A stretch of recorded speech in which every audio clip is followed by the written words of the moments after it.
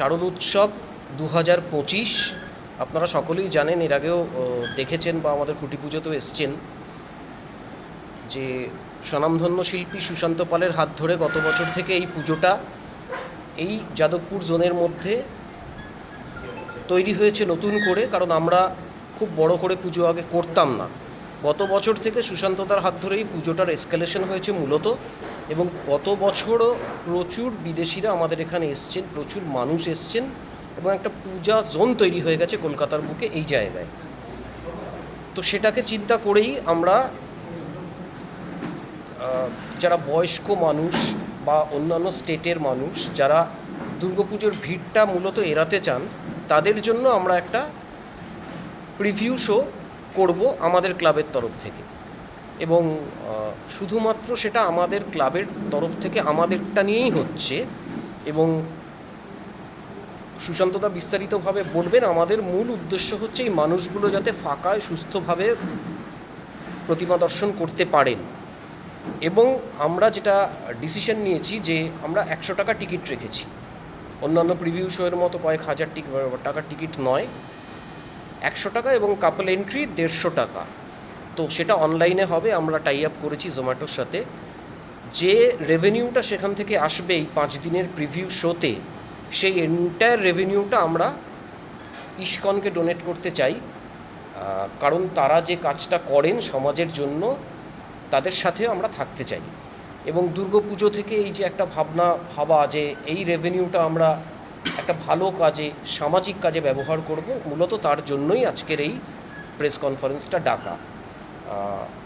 প্রভুজিও এসছেন, ওনাকেও আমরা আমাদের বক্তব্যটা জানিয়েছিলাম যে আমরা এটা করতে চাই, এবং উনি আজকে সামনাসামনি এসে দেখলেন যে কী কর্মকাণ্ড চলছে আমাদের এখানে বা কী এক্সটেন্টে আমরা পুজোটা নিয়ে ভাবছি। তো ওনাকেও ধন্যবাদ জানাই, কৃতজ্ঞতা জানাই, আজকে আমাদের মধ্যে এসছেন। আমাদের ন্যাশনাল অ্যাওয়ার্ডি শিল্পীও যেমন রয়েছেন আমাদের সাথে, যাদের টাই আপ হয়েছে জোম্যাটোর, তারাও এসছেন। তো আমি সুশান্তদাকে বলবো এই বিষয়টা নিয়ে 2-4 কথা বলার জন্য। নমস্কার, শুভ সন্ধ্যা। বাপ্পাদিত্য একটু আগে বললেন যে কোন উদ্দেশ্যে আজকে আমরা একত্রিত হয়েছি, এবং দুর্গাপুজো আজকের দিনে কলকাতায় শুধুমাত্র একটা পুজো নয়, শুধুমাত্র একটা উৎসব নয়, একটা শিল্পের ক্ষেত্র তৈরি হয়ে গেছে, যেখানে আমাদের মতো শিল্পীদেরকে সুযোগ করে দেওয়া হয় যে আমাদের ভাবনা মানুষের সামনে উপস্থাপনা করবার জন্য। এবং আমরা চেষ্টা করি যে এটা অন্য আঙ্গিকে দুর্গাপুজোর ক্ষেত্রে দুর্গা পুজোটাকে উপস্থাপনা করবার, এবং তার কোনো ব্যতিক্রম এবছরও থাকছে না। তা যেটা বাপ্পা বললেন যে এবছর দুর্গাপুজো ফেস্টিভ্যাল প্রিমিয়ার, যেটা 18 তারিখ থেকে 22 তারিখ পর্যন্ত আমরা কেন্দুয়া শান্তি সংঘের মণ্ডপের একটা টিকিটিং শো করছি। এবং দেখুন, দুর্গাপুজো আজকের যে উদ্যোক্তারা যেটা করছেন, আজকে প্রায় 2.5 মাস ধরে আমি এই কেন্দুয়া শান্তি সংঘের মাথায় কাজ করছি, এবং প্রায় 50, কোনো সময় 60, কোনো সময় 100-রও বেশি মানুষ আমার সঙ্গে কাজ করছে। আমার মনে হয় এর থেকে বড় সামাজিক উৎসব আর কিছু নেই, বা সামাজিক সচেতনতাও আর কিছু নেই, যে একটা ইন্ডাস্ট্রি তৈরি হয়ে গেছে এবং এতগুলো মানুষের জীবিকা নির্বাহ করছে এরকম একটা উৎসবকে কেন্দ্র করে। এবং তারপরেও যে এটা কিন্তু সার্বজনীন উৎসব, সুতরাং অনেকের দ্বিমত থাকতে পারে যে কেন টিকিটিং, কিন্তু সার্বজনীন উৎসবের যে সার্বজনীনতাটা সেটা কিন্তু থাকছেই। যে দ্বিতীয়ার দিন থেকে যখন আমরা সাধারণের জন্যে আমাদের পুজো দ্বার ওপেন করে দেবো, সেটা নর্মালি অ্যাজ ইউজুয়াল যেভাবে সবাই এসে ঠাকুর দেখেন বা পুজো উপভোগ করেন, তারা দেখতেই পারবেন, সেটা ওপেন টু অল। সেখানে কোনো রকম টিকিটিং শো থাকছে না। টিকিটিং শোটা স্পেশালি ফর দোজ পিপল যারা বাইরে থেকে আসছেন, যারা অন্য স্টেট থেকে আসছেন, অন্য কান্ট্রি থেকে আসছেন, এবিলিতে পুজোটা দেখতে চান। অনেক সাংবাদিক বন্ধুরা আছেন যারা পুজোটাকে শ্যুট করতে চান বিভিন্ন মাধ্যমে, তাদের জন্যে কিন্তু এই প্রিভিউ শোটা বা এই প্রিমিয়ার শোটা কিন্তু খুব ইম্পর্টেন্ট আমাদের মনে হয়েছে। সেই জন্যে 18 থেকে 22 তারিখ তাদের জন্য বিকেল সন্ধ্যা 6টা থেকে পরের দিন ভোর 3টে পর্যন্ত আমাদের পুজোর দ্বার ওপেন থাকবে। এবং বাপ্পার আরেকটা খুব ভালো ইনিশিয়েটিভ, যে এইরকম যে ফান্ডটা এখান থেকে যেটা জেনারেট করবে, সেটাও আরেকটা সামাজিক উদ্যোগে বা আরেকটা মহৎ কাজে কিন্তু তারা প্রভুজি এসছেন যে ইস্কনের হাতে তুলে দেবেন। তা আমার মনে হয় এটা আরেকটা সচেতনতা, দুর্গাপুজোর আরেকটা নতুন দিক খুলছে, আরেকটা দিগন্ত খুলছে। যে দুর্গাপুজো যেমন সারা পৃথিবীকে কাছে আমাদেরকে ছড়িয়ে দিতে হবে, আমাদের এই উৎসবটা, আমাদের এই শিল্পটা মানুষকে দেখার সুযোগ করে দিতে হবে, এবং তার সঙ্গে আমাদের যে সামাজিক দায়বদ্ধতা কেন্দ্র করে যে দুর্গাপুজোটা হয় সেটাও তার ব্যাপ্তিটা এইভাবে ঘটুক। তো থ্যাংক ইউ বাপ্পা, কেন্দ্র শান্তি সংঘ এরকম একটা উদ্যোগ নেবার জন্য। আমি প্রভুজিকেও বলবো এই ইনিশিয়েটিভটা নিয়ে একটু বলতে। তার আগে আমি কৌস্তবকে বলছি district.in যারা আমাদের সঙ্গে টিকিটিং পার্টনার, তার একটু টিকিটিং ফরম্যাটটা নিয়ে যদি কৌস্তব আমাদেরকে একটু বলেন। ওদের টিকিটটা লাইভ হবে হচ্ছে রবিবার সকাল 12টা থেকে। আর district.in ওয়েবেও পাওয়া যাবে, ডিস্ট্রিক্ট অ্যাপও অ্যাভেলেবেল আছে। টিকিটের 4টে ক্যাটাগরি আছে, যেটা বাপ্পাদা বললেন যে 100 টাকা হচ্ছে সিঙ্গেল এন্ট্রি, যেটা 18 থেকে 22-এর মধ্যে যে কোনো দিন ওয়ান টাইম এন্ট্রি পাওয়া যাবে। কাপল এন্ট্রি হচ্ছে 150 টাকা, আমরা গ্রুপ অফ 3 রেখেছি হচ্ছে 250 টাকা, আর একটা ফ্যামিলি 300 টাকা 4 জনের। এই সবগুলোই ওয়ান টাইম প্রিভিউ, মানে একবার যদি ওই আমাদের ওখান থেকে যদি রিডিম হয়ে যায়, ওদের টিকিটটা লাইভ হবে হচ্ছে রবিবার সকাল 12টা থেকে। আর district.in ওয়েবেও পাওয়া যাবে, ডিস্ট্রিক্ট অ্যাপও অ্যাভেলেবেল আছে।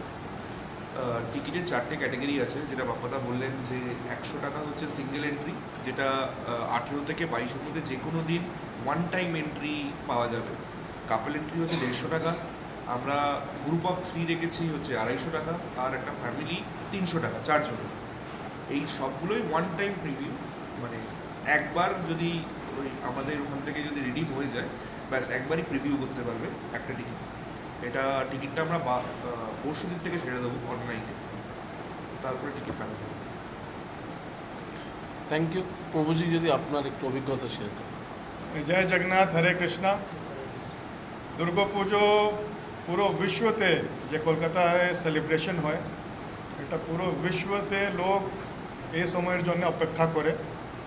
আমরা জানি কি 2019 সালে IIT খড়গপুর একটা রিসার্চ করেছিল। ও রিসার্চে বলা হয়েছিল কি যে দুর্গাপূজার ইকোনমি রয়েছে ওটা 40,000 কি 42,000 টাকা, হ্যাঁ 42,000 করোড় ইকোনমি হয়ে যায় 10 দিনের। আজকে 2024 সালে লাস্ট ইয়ার যখন আবার ওরা রিসার্চ করলো, তো পেলো এটা ওরা বললো কি প্রায় 80,000 কোটি টাকার ইকোনমিটা হয়ে গেছে দুর্গাপুজো, জাস্ট ডাবল হয়ে গেছে 3-4 বছরের মধ্যে। তো আমরা জানি কি দুর্গাপুজোর ইকোনমিটা হচ্ছে এটা যে টাকাটা জেনারেট হয়ে কোথায় যায়, এটা সামান্য যারা ঢাকি রয়েছে, আমরা জানি কি আমাদের বাংলার গ্রামে গ্রামে যারা চাষিরা চাষ করে ওরাই দুর্গাপুজো এসে ঢাকু বাজায়।